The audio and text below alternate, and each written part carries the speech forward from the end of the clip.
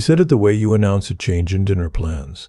Casual, final, like I was already a small problem that had been quietly solved. My daughter-in-law's graduation party was that Saturday. The whole family would be there, but I shouldn't sit at the main table. I should come late, maybe around dessert time, and stay near the back. My son said this to me in the hallway outside his kitchen, while I was still holding a bag of groceries I'd brought over. Steaks, good ones, from the butcher on Clement Street I'd been going to for 30 years. I'd driven 40 minutes to bring them because his wife mentioned once, maybe 2 years ago, that she loved a proper ribeye. I'd remembered. I always remembered things like that. I stood there with the bag cutting into my palm and waited for him to finish. He didn't laugh. He didn't soften it. He just looked at a spot somewhere past my left shoulder and said his wife's mother had the seating arranged and it was easier this way. Easier. I set the bag on the counter and didn't say anything for a moment. There was a pot simmering on the stove. Something with garlic and tomato. The kitchen smelled like Sunday used to smell, back when his mother was still alive, and this kind of conversation would have been unthinkable. "What does easier mean?" I asked him. He exhaled the way a man does when he's already decided the conversation is your fault.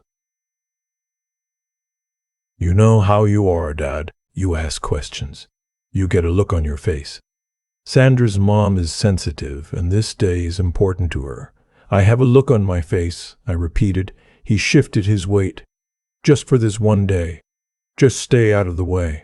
I was 63 years old. I had buried my wife. I had paid for half of his wedding. I had sat in a hospital waiting room for 11 hours the night his first child was born, and I had not once been told to stay out of the way. I picked the bag back up off the counter. "Where are you going?" he said. "Home," I said. "Dad, come on." I walked out. I didn't slam the door. That felt important to me at the time, though I couldn't have explained why. Some dignities are small and you hold on to them anyway. The drive home took longer than it should have. I took surface streets instead of the highway because I needed the stoplights. I needed reasons to stop and sit still for a moment before moving again. I live alone now. Have for 6 years since Eleanor passed. The house is the same house where we raised my son, where we put up a basketball hoop in the driveway and argued about homework at the kitchen table, and watched him grow into someone I didn't always recognize but always loved. It's a good house. It was quiet that evening in a way that felt different than usual, not peaceful. Pointed. I made myself a sandwich I didn't eat and sat at the table with a glass of water going warm in my hand. My son did not call that night. His wife certainly didn't. I went to bed at 9 and lay there looking at the ceiling until well past midnight. I was not angry yet. Not quite. What I felt first was something older and quieter. Grief, I think. Grief for the version of my family I thought I still had. I was up before sunrise, made coffee, stood at the kitchen window watching the neighbors' sprinklers come on in the dark like they always did, faithful and indifferent to whatever was happening inside my house. My phone buzzed on the counter. I thought it was my son. It wasn't. It was an alert from my bank. A new device had been added to my online account. I frowned at the screen. I hadn't done that. I hadn't been near a new device. The last time I logged in was from my laptop, here at this table, to pay the gas bill 2 Tuesdays ago. I opened the app and moved through the screen slowly, the way I always did, because I learned to be careful with these things after Eleanor died, and I had to start handling everything myself. Nothing looked wrong at first. The balances were what I expected. The recent transactions were mine. Then I saw it. A pending authorization I didn't recognize. Small. $40 and some cents. A description that said Meridian Consulting Group, hold. I had never heard of Meridian Consulting Group. I sat down. My brain started doing what it does when something doesn't fit.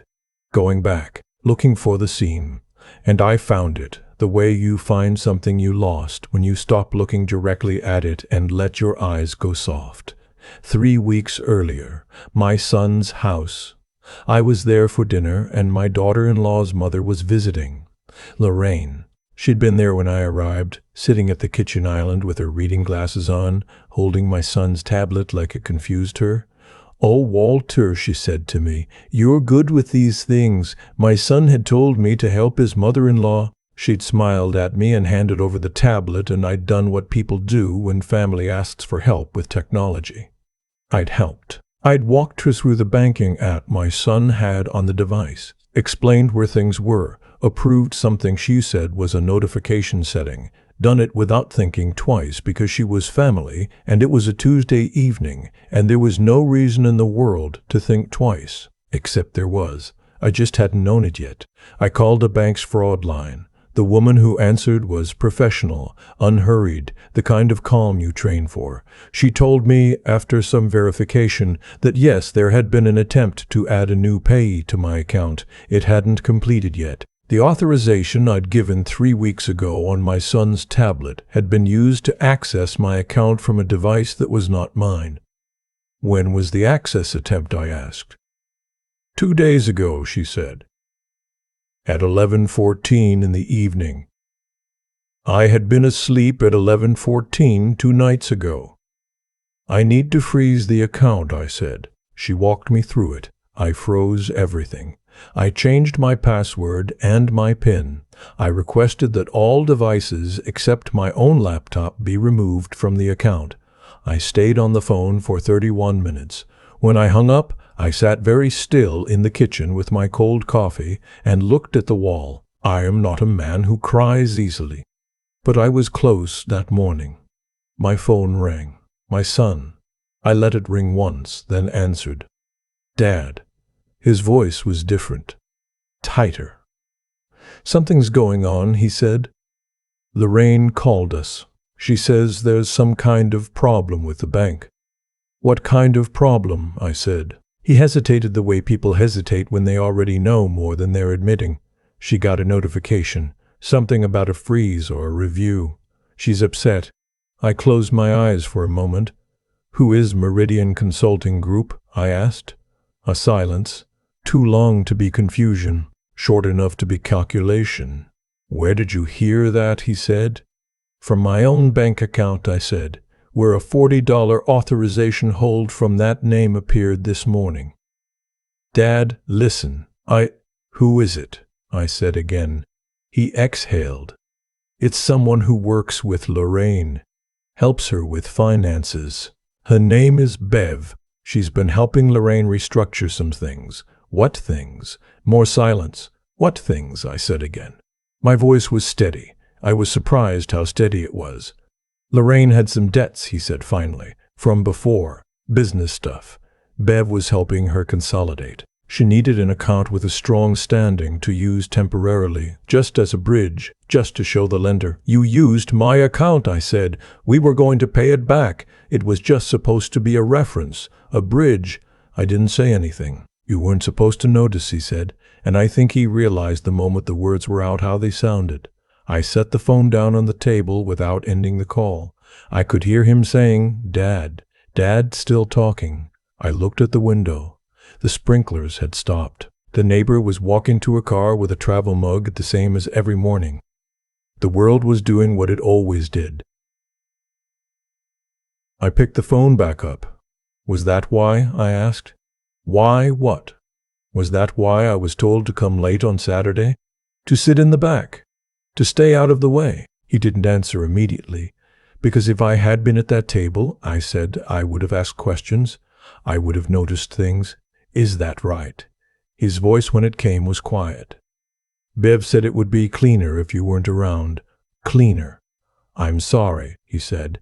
"It wasn't supposed to go like this." "You let them remove me from my own family's table," I said, "so I wouldn't notice that someone was trying to use my name." "Dad, don't," I said. "I need you to not talk right now." I ended the call. I spent the rest of the morning doing something I was good at. I was an accountant for 31 years before I retired. I know how paper trails work. I know what documentation looks like and why it matters. I opened my laptop and created a folder. I called it simply Records. Into it, I put screenshots of every transaction, every alert, every timestamp. I printed the bank's fraud confirmation. I noted the time of every call and what was said. When I was finished, I sat back and looked at the folder on my screen. There was no satisfaction in it, just order where there had been chaos. That was something. At noon, I called an attorney, not the one I'd used for Eleanor's estate. He'd retired. But I'd kept the number of a younger man he'd recommended, for situations he'd described as things that might come up. I hadn't thought I'd need him. I called him now. He answered on the second ring, listened without interrupting while I laid it out, asked 3 specific questions, and said, "You did the right things this morning. Keep doing them. Don't contact anyone else in the family until we've talked in person." I asked when he was available. He said tomorrow morning. I said fine. That evening my son came to the house. I didn't let him in, not to be cruel, because my attorney had told me not to have unsupervised conversations about this. I told my son that through the door. "Dad," he said, "we can work this out as a family." "There is no family version of this," I said. I could hear the way his breathing changed. "I'm not angry at you," I said, and that was mostly true. I was something past anger, something that had no clean name. "If you want to talk," I said, "let's talk after I've met with my attorney. If Lorraine wants to talk, she can call my attorney directly. And Bev, whoever Bev is, she and I have nothing to say to each other." He left. The meeting with my attorney the next morning was efficient. He had already made calls. The bank's fraud department had flagged additional activity. Someone had attempted to open a small personal line of credit in my name. The attempt had been blocked by the freeze I'd put in place. The application listed me as the primary holder. It had been submitted 2 days after the Meridian consulting hold appeared. I looked at the paper he slid across the desk and felt something cold move through me. "They were going to keep going," I said. He nodded. "The first one was a test. Standard pattern, small amount, see if it clears, then escalate." I thought about the dinner 3 weeks ago. Lorraine at the kitchen island with the tablet, the reading glasses, the helpless smile. My son standing nearby saying, "Help her out, Dad." I thought about how easy I had made it for them. "What are my options?" I asked. He told me. I could file a police report which would create an official record. I could pursue civil action if my credit was materially damaged, though so far the freeze had prevented that. The bank's fraud department would likely initiate their own investigation regardless of what I chose, and I could request in writing that my name be removed from anything it had been attached to. "I want all of it," I said. He wasn't surprised. My son called twice that day. I didn't answer. The second time he left a voicemail. His voice on it was the voice of a man who had slept badly and was trying to hold himself together. He said, "Dad, please." She's saying it was a misunderstanding. That she didn't understand what Bev was doing. That she thought it was all above board. I listened to the voicemail twice. Then I saved it to the records folder. On Saturday morning, the day of the graduation party I had been told to attend late and stay in the back of. I woke early again. I made coffee. I sat with it for a long time. Somewhere across the city, a table was being set, chairs being arranged, Lorraine probably giving directions from a chair in a kitchen that was not her house. I thought about going. I had thought about it all week. Not to make a scene. I had never been a scene-making man. I thought about going because my name had been used in that house, at that table, at that family, and I wanted to be the one to put it back where it belonged. I drove over. The house had balloons on the mailbox. 2 cars I didn't recognize in the driveway. Music from the backyard, light and pleasant, the kind of thing that should make a person feel welcome. My son's wife opened the door before I knocked. She had clearly seen me from the window. Her face cycled through 3 or 4 things before settling on something careful and brittle. "Walter," she said. "I'm here because my name is here," I said. The same thing I'd planned to say all week. It came out quieter than I'd expected. She stepped back to let me in. The backyard was full of people I mostly knew. Family, friends of the family, a few faces I didn't recognize. Lorraine was at the far end of the table in a silk blouse, laughing at something someone had said. There was a woman beside her I'd never seen. Early 50s. Confidence like a coat she'd worn for years, a glass of Prosecco in her hand. I knew before anyone said anything that this was Bev. Conversation shifted as I walked through, not stopped. Shifted. The way things shift when something unexpected, but not yet understood, walks into a room. My son came to me quickly. "Dad," his voice low. "I asked you not to come." "I know," I said.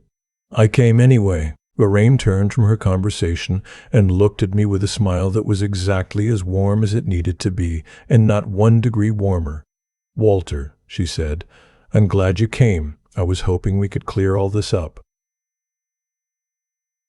I reached into the interior pocket of my jacket and took out a folded document. My attorney had prepared it. A formal notice, a request for written confirmation that my name had been removed from all financial instruments, applications, and accounts it had been added to without my authorization, and a statement that any further use of my name, credit, or account access would be treated as identity fraud and referred to law enforcement. I set it on the table in front of Lorraine. It made a small sound when it landed. Bev set her glass down. "I know what you were doing," I said. "I know the sequence." Small test charge. Wait. Then apply for the line of credit. "I know because I spent 31 years reading numbers for a living, and I know what a pattern looks like." Lorraine's smile didn't fall. It held itself in place by effort. "Walter, this is a celebration," she said. "This isn't the time." "You picked the time," I said. "The moment you decided I shouldn't sit at my son's table." Bev spoke. Her voice was smooth, practiced. She was clearly a woman accustomed to talking her way through difficult rooms. "Walter, I understand there's been some confusion. What we were doing was entirely standard bridge financing. Your account was used as a reference, nothing more. No actual funds were moved. No actual funds were because I froze the account," I said, "before the line of credit application you submitted in my name went through." Something shifted in her face. "Not much, enough." "You should be careful making accusations like that," she said. "I'm not making them," I said. "The bank's fraud department is. You'll be hearing from them directly, I expect, if you haven't already." Lorraine picked up the document from the table. Her hand was not quite steady. She turned to my son. "You said you handled this." He looked at the ground. The table had gone quiet in the way tables go quiet when everyone has decided to pretend they aren't listening while listening with everything they have.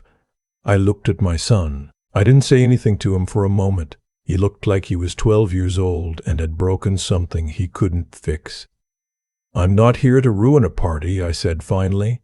"I'm here so that everyone at this table understands what was done and what the consequences will be if anything further happens. My name, my credit, my account, none of it is available to anyone in this family or anyone this family works with. That's finished." Lorraine looked up at me. Her composure had reassembled itself, though it was working harder now. "You're overreacting," she said. "We would have paid it back." "It wasn't yours to borrow," I said. Her phone rang on the table beside her. She glanced at the screen. Her face changed. She answered it. Said very little. Said yes twice. Said I understand. Hung up. "Who was that?" Bev asked. Lorraine didn't answer. She was looking at the tablecloth. "The bank," I said quietly, "doesn't wait for parties to be over." I picked my jacket from the back of a chair and said goodbye to no one in particular. My son followed me to the gate. "Dad?" His voice was a child's voice, not manipulative, just lost. I stopped. "I love you," I said. "That hasn't changed." His eyes were wet. "But I won't be treated like a resource," I said. "I won't be moved around to suit what someone else needs, not at 63, not ever." He nodded. He didn't have words. Sometimes there aren't any. I walked out through the gate and down the front path to my car. Behind me, I heard the party try to restart, a forced laugh. Someone saying something about cake. The ordinary machinery of a family gathering grinding back into motion. My phone buzzed as I reached my car. Credit monitoring alert. New inquiry blocked. Case escalated to fraud investigation unit. I sat in the car for a minute before starting it. Not upset, not triumphant. Just very, very clear about where I stood. The week that followed had the texture of something reorganizing itself after a storm. My attorney filed the formal notice. The bank's fraud investigation unit opened a case. Bev, I later learned from my son, had made herself scarce, changed her contact number, referred Lorraine's calls to a voicemail that didn't get returned. That, my attorney said, was consistent behavior. My son called every day. I answered on the fourth day. We talked for an hour and a half. He cried. I didn't, though I came close. He told me he had known something was happening but hadn't understood the full scope of it. He said Lorraine had told him it was a simple financial bridge and that I would never notice and that it was for the grandchildren's future. He said he had wanted to believe her because she was his wife's mother and it was easier. Easier, I said. There's that word again. He didn't have an answer for that. I told him what I needed. Not revenge, not punishment. I needed him to understand that my being quiet for 63 years had not been an invitation to be quiet about me. I needed his wife to tell her mother directly, in writing, that she was not to contact me and was not to use my name in any financial context for any reason, ever. And I needed my son to understand that choosing the path of least resistance is still a choice, and it has a cost. He said he understood. I said I believed him. We were not repaired. We were not the same. But we were talking, and that was something to build on. 3 weeks later, Lorraine signed a statement acknowledging unauthorized use of my account access. My attorney held it. The bank closed the fraud case with a notation in my file that would flag any future suspicious activity tied to associated accounts. Bev was not heard from again. My daughter-in-law came to the house one afternoon. She knocked and waited on the porch rather than ringing the bell, which I noticed. I let her in. She sat at the kitchen table where I'd sat with the cold coffee that morning. The alert came in, and she said she was sorry. She said she hadn't understood what her mother was doing. She said she should have. I believe the first part, I said. The second part, I think you're still working out. She nodded. That was honest enough. Before she left, she said, she told me you made things awkward, that you asked too many questions, that you noticed too much. I know, I said. She said she was embarrassed, my daughter-in-law told me, by how much you saw. I looked at the window. The things that embarrassed her, I said, were the things she hoped no one would see. That's not my fault. She left without hugging me. I didn't expect her to. We were not there yet. Maybe we would be, eventually. Maybe not. Some things take the time they take.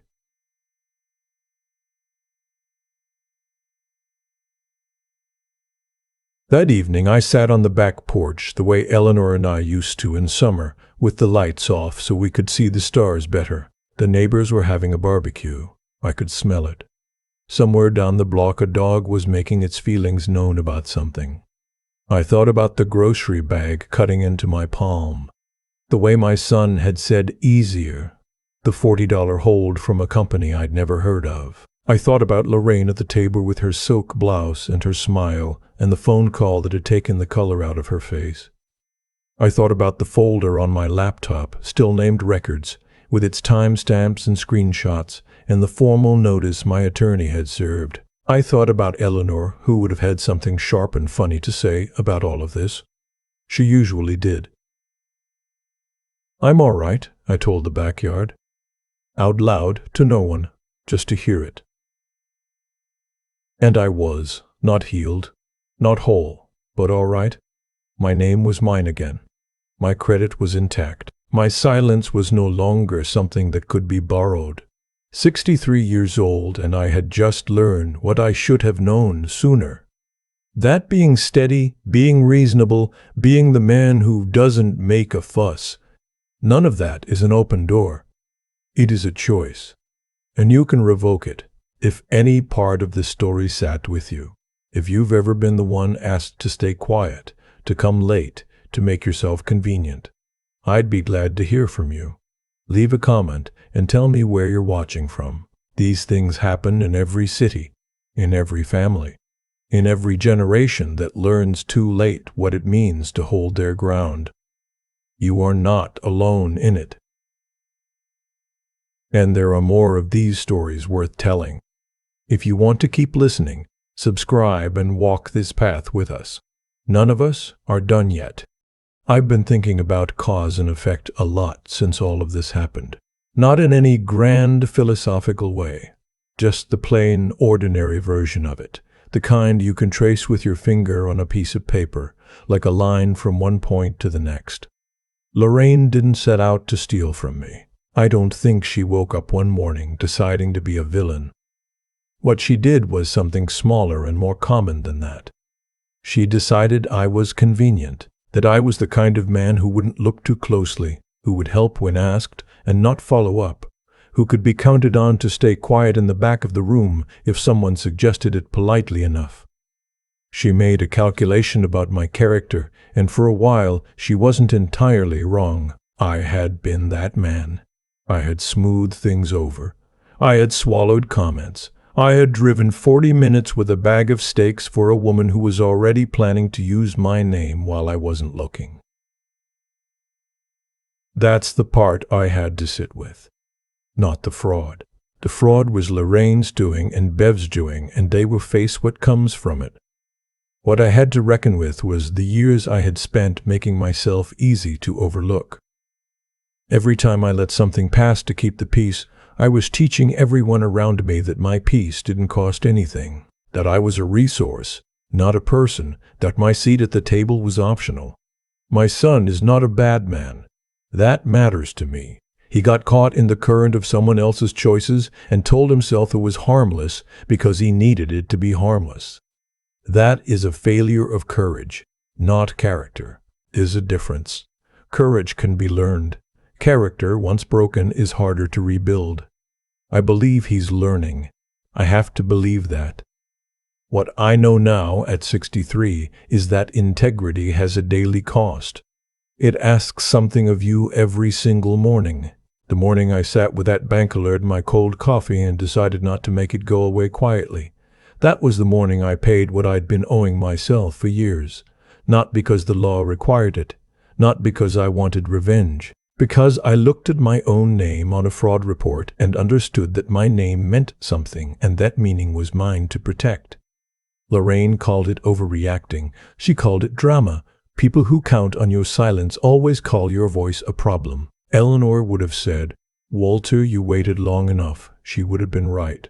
The records are filed. My credit is clean. My attorney has what he needs. And I sit on the back porch some evenings now and feel something I hadn't felt in a long time. Not happiness exactly, but solidity. The sense that the ground under my feet is mine and I put it there myself. That's what I'd want anyone to take from this, if they take anything at all. Not that you should fight every battle. Not that family can't be trusted, just that being steady, being reasonable, being the one who doesn't make a fuss, none of that is a gift you owe the world forever. You can decide, at any age, that your presence is not negotiable, that your name is not a bridge for someone else to walk across. that the table you belong at is any table where your absence would actually be felt. I felt mine. In the end, so did everyone else.